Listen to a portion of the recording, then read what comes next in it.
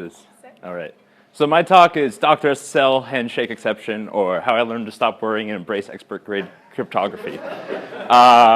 It's a play on Dr. Strangelove. For those of you who don't know what that is, you should go watch that tonight. Let's hope that it just goes. Yeah, look at that. Transitions. All right, so I graduated from Cal Poly in June after quite a few years here, and then I've been working at Palantir for full time since then. And I've been working on one of our internal infrastructure teams, which is actually called Rainbow. And it's actually an acronym. It stands for Release Automation Infrastructure Builds or whatever.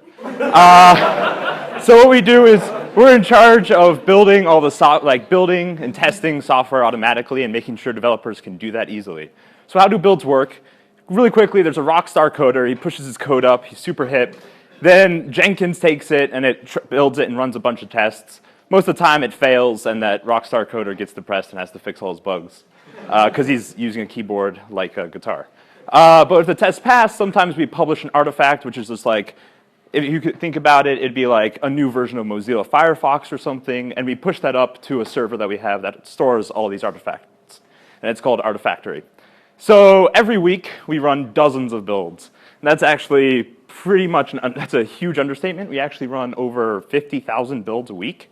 And lots of these builds, when they break, they block the entire team that is working on this. So they ask, can we upgrade to Java 8 U60 for builds? Which is a reasonable thing to ask. We've been kind of stuck on an older one for a while. This has been out for a while. Kind of makes sense. So yeah, of course. It's a bad idea. So I was like, I got this. Whip out my command line. And then like within a few minutes, every build node is now running Java U60. Unfortunately, we got pretty much a message on every form that we could, like HipChat, tickets, IRC. People were like, help, our builds are all failing. We don't know why. What's handshake failure?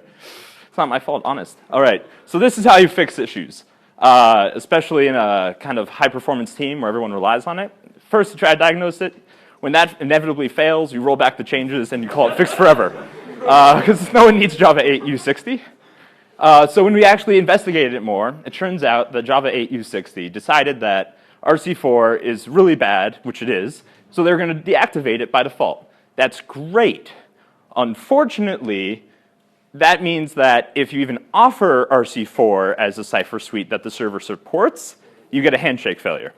And this has to do with like the certain ordering of cipher suites, and so we actually filed a bug on Java about this, which is kind of cool, except for the fact that like it's ridiculous.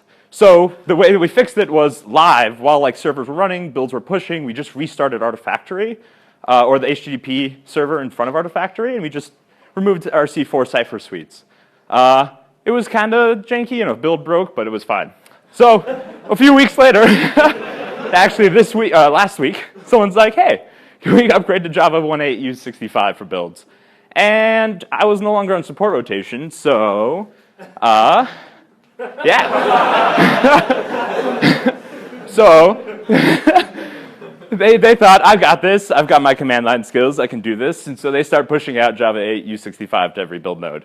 And someone lets me know it's happening, I'm like, uh-oh, that sounds like a bad idea. Now, this one is a little bit more worrying because that's not like an internal site. That's not something that we have control of. That's something that should have a great certificate. Like many people across the internet would be upset if that didn't have a good certificate. So it's obviously our fault. So we start trying to figure out what's wrong. Why would like certificates that have been passing even on the shitty, broken Java 8 U60 are now failing? Like, and peer authenticating means we don't trust you. We don't trust it is. Well, it turns out if you remove all the root CAs, which are how you know what to trust on the internet, you don't trust anything, except for our stuff. So what had happened is the developer who had done it had said, oh, I've got this really smart idea. I'll upgrade our CA certs, and then I'll put in our new stuff. But they accidentally just made a new CA certs file. And this is actually them this Monday. They were like, yeah, so that was pretty good. That was a fun little night terrors, their first time on support, so that's pretty much. But how to avoid coming into the situation? Really, it's just you don't admit to knowing this amount of stuff.